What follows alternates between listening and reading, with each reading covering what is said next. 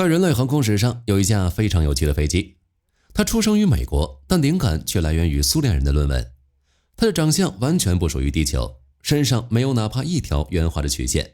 全身布滿了反直覺的詭譎的稜角。從側面看，它更像是一個在三維空間裡卡了 bug 的多邊形碎片。但在1991年那個漆黑夜晚，就是這塊看起來根本飛不起來的廢鐵，在全世界的注視下，將伊拉克上空那層密不透風的素質防空網撕成了毫無意義的布條。它就是 F-117夜鷹。作為上世紀70年代美軍黑科技的結晶，它的出現直接宣告了傳統防空邏輯的終結。很多人至今仍在好奇，美軍當年到底是撿到了外星人的飛船，還是點錯了某種離譜的科技術？為什麼一架退役多年的老舊機型，到了2026年的今天，它的隱身指標依然能讓某些宣稱5代機的现役戰機感到汗顏？今天，火力軍帶你穿透硝煙，看看美軍是如何用一種近乎偏執的工業暴力，給全世界的防空兵留下了一場至今無法醒來的噩夢。美國最偉大的設計，世界上第一款隱身戰機 F-117的誕生離不開蘇聯人。上世紀60年代，蘇聯有一位物理學家叫彼得·烏菲莫采夫，他在一本公開的學術期刊上發表了一篇極其枯燥的論文，題目叫《邊緣波理論在衍射問題中的應用》。這篇論文在數學維度推導出了一個驚人的物理現象：無線電波在物體邊緣的折射規律其實是可以被精準計算和引導的。換句話說，只要物體的外形被切割成特定的多邊形平面，就能讓雷達波發生定向偏轉，從而在探測屏幕上實現消失。這本是足以改變戰爭形態的上帝代碼，但當時的蘇聯軍方在讀完論文後，認為這是一篇純理論、純數學、十分枯燥的文章，只是淡淡的把它歸檔到基礎理論研究裡。這不是因為蘇聯人笨，而是因為一種根深蒂固的工業路徑依賴。在蘇聯將軍們的認知裡，飛機必須符合氣動流線型，那是天空的藝術。更現實的阻礙是，當時的蘇聯工業機床和初級計算機根本無法處理那種需要極高精密度的多面體加工。蘇聯人親手把這把開啟隱身時代的鑰匙隨手扔在了圖書館的角落裡。1971年，烏菲莫采夫的書被美國國家航天情報中心全文翻譯成英文，放到了技術檔案裡。當洛馬的工程師把這篇論文詳細報告給高層的時候，美利堅軍工體系中那種變態的轉化能力被徹底激活了。當時的計算機能力非常有限，甚至不如你現在手裡的一台微波炉。為了簡化計算，美國人被迫採用了一種極其極端的方案，把飛機表面全部簡化為平直的三角形或四邊形切面。當一架缩比例原型機被堆出來時，洛馬公司的一位高層甚至直言不諱地嘲諷道：“這玩意兒簡直是塊絕望的鑽石，因為它完全背離了氣動布局。這種外形在低速飛行時，就像是一塊在空中亂晃的板磚，毫無自穩性可言。”但美式工程學的邏輯非常粗暴，氣動不夠，飛控來湊。美軍動用了當時最前沿的4維度電傳飞控系統，讓機載電腦以每秒數百次的頻率微調那些原本根本不聽使喚的控制面。說白了 ，F-117之所以能飛，不是因為它長得像飛機，而是因為美軍用大量的算力，硬生生把一塊磚頭送上了天。當這架黑色大鑽石被推上雷達測試場時，所有人都陷入了死一般的寂靜。根據解密數据，這架一展13米的龐然大物，其雷達反射面積竟然被壓到了 0.001 平方米。在雷達屏幕上 ，F-117的大小和一只飛鳥，甚至一顆小鋼珠沒有任何區別。我們不妨回過頭來看看當時的對手在做什麼。蘇聯人正沉迷於堆砌雷達的功率，制造像叢林一樣密集的巨型天線陣列，宣稱自己的領空連一只蒼蠅都飛不過去。結果，美軍直接用蘇聯人的論文造出來一個蘇聯人根本想象不到的怪物。當蘇聯雷達兵盯着屏幕上乾乾淨淨的雪花時，這架黑色的幽靈早已懸停在他們的頭頂，冷冷地俯視着大地。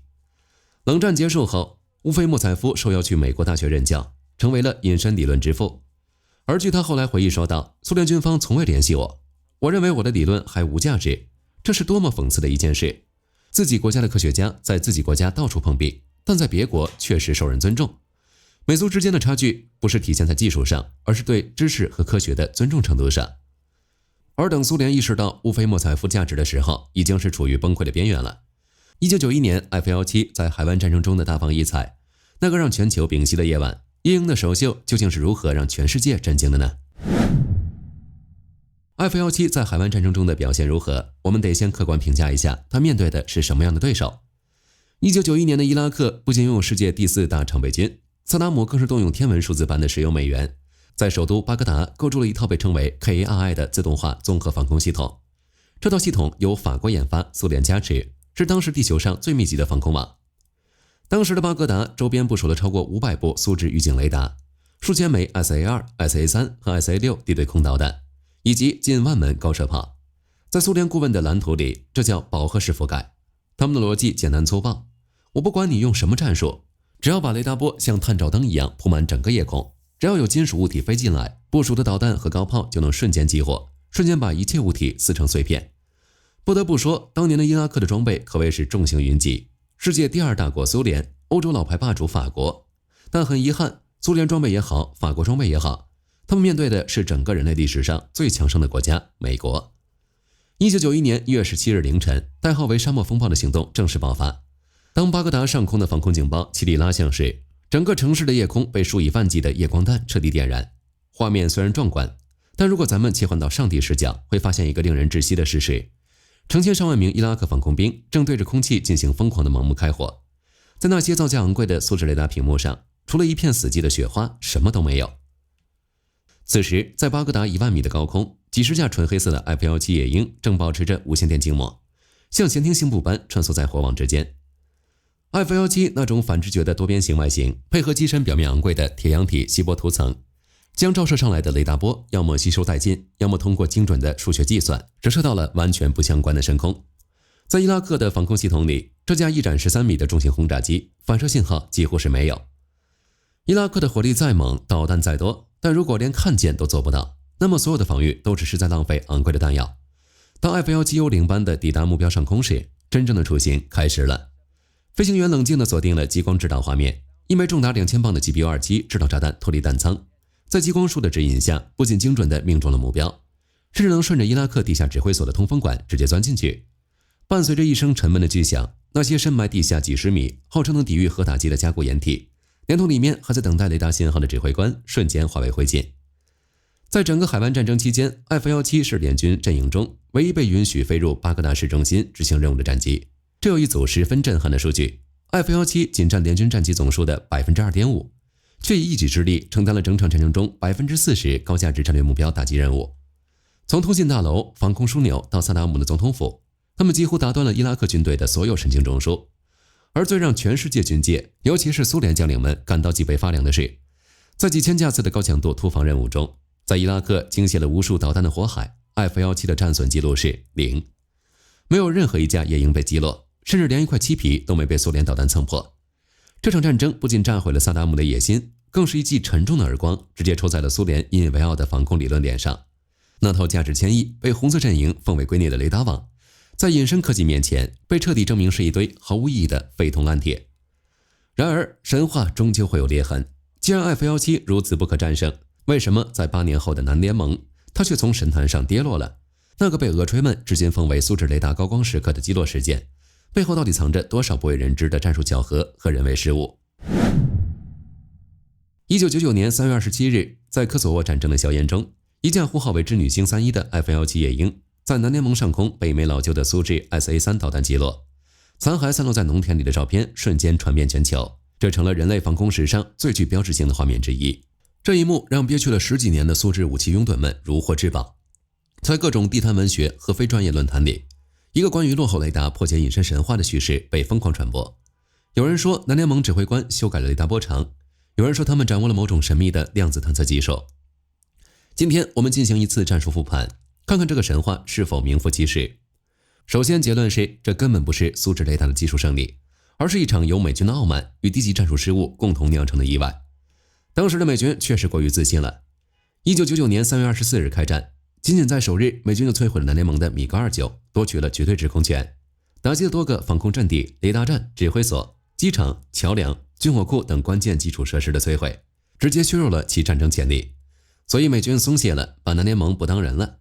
當時在意大利阿維亞諾空軍基地外圍潛伏着大量南聯盟的間諜，美軍不僅沒有清場，甚至讓 F-17機群每天在固定的時間起飛，沿着幾乎一成不變的航線進入戰區。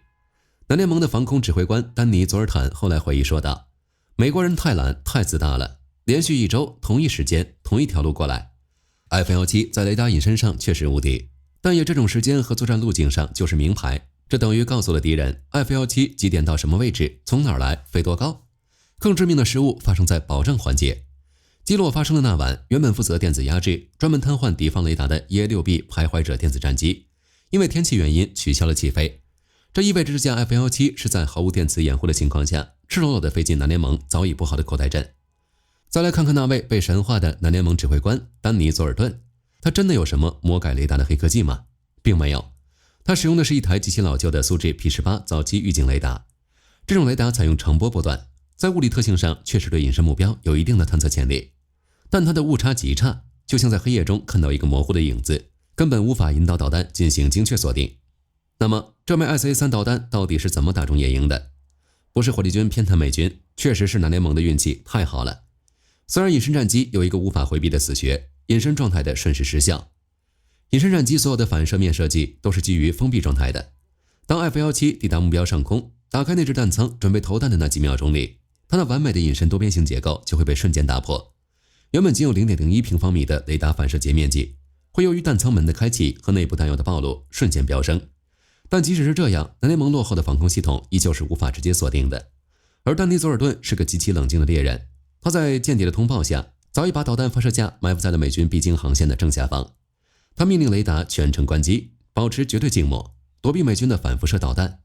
直到他估算出美軍飛機已經到達頭頂，即將投彈的瞬間，他才半蒙半猜地開火了。最終在概率的加持下擊中了這架野鷹。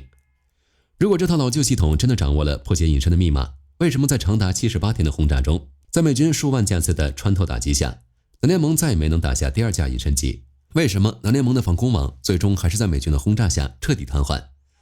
哪一個由於戰術疏忽導致的偶然特例，卻粉飾一個被全方位碾壓的落後體系？這不僅無法洗刷蘇聯防空網的恥辱，反而證明了隱身科技那令人絕望的統治力。F-17在2008年正式退役，然而他的故事並未隨之終結。在2026年的今天，他卻還頻繁出現在美軍內華達州的絕密測試場上空，他到底在隱瞞什麼？按照美軍官方的說法，這架締造了隱身神話的黑色刺客，早在2008年就已經舉行了退役儀式。按理說，他們現在應該安靜地躺在博物館裡，身上蓋着防塵布，供遊客合影留念。但如果你關注內華達州托諾帕實驗場的最新衛星圖像，或者翻看一些美國航空愛好者的抓拍，你會發現一個令人啧舌的現象。這些本該作古的黑色多邊形幽靈，依然在荒漠上空瘋狂飆車。美國人到底在搞什麼鬼？為什麼死活不肯把這些快50歲的老家伙徹底拆解？答案其實很簡單，因為美國的對手都太菜了。美軍之所以在2026年依然把 F-17請出山，是因為他們發現，在目前的國際武器市場上，竟然找不到一個比這塊退役廢鐵更合格的隱身假想敵。首先來看看俄羅斯引以為傲的最後希望蘇57。莫斯科在媒體上將其吹噓為能手撕猛禽的第5代戰機，但如果你近距離觀察蘇57，你會發現一些令人難以置信的工業細節。那毫無遮掩的發動機直筒葉片，甚至機身上隨處可見的原始十字螺絲釘。根據開源情報與雷達散射截面積模擬推算，蘇57的雷達反射面積大約在 0.1 到1平方米之間。我們再回頭看看這架50年前的美國老古董 F-17， 這架用上世紀70年代的破舊電腦靠着图紙和計算尺硬生生捏出來的初代隱身机，它的 ICS 數據是異常離譜的 0.001 平方米。這意味着一架半個世紀前的美国博物馆藏品，其隱身性能竟然比俄羅斯现役最尖端的戰機還要強上100倍。這又產生了一個異常嘲諷的現實：美軍發現，他們如果想測試新一代的反隱身雷達網，或者訓練飛行員如何在空中獵殺敵方隱身目標，放眼全世界，俄羅斯的戰機根本不配當陪練，因為他們在雷達屏幕上太亮了，完全起不到模擬隱身威脅的作用。美軍無奈之下，只能把自家的退役板磚重新拉回藍天，因為只有 F-17這種極致的隱身數据，才能給美軍现役的探測網絡帶來一點點微弱的壓迫感。這是何等空前的技術孤獨，又是何等冷血的霸權邏輯。這架夜鷹直到今天還在內華達的沙漠上空無聲盤旋，它像是一個沉默的標尺，量出了世界頂級軍工體系之間那道深不見底的鴻溝。如果連美軍的日常陪練都是 F-17這個級別，那麼在五角大樓那些從未公開的絕密機庫裡，究竟還孕育着什麼足以讓人類防空網徹底癱瘓的終極怪物？面對這種百年難遇的科技代差，未來的天空究竟還有沒有其他國家喘息的空間？好了，關於營救 F-17的故事，今天就和大家聊到這裡。如果你喜歡本期視頻，別忘了點讚關注，也歡迎在評論區分享你的看法。你認為美國還藏了哪些黑科技呢？我是火力軍，我們下期再見。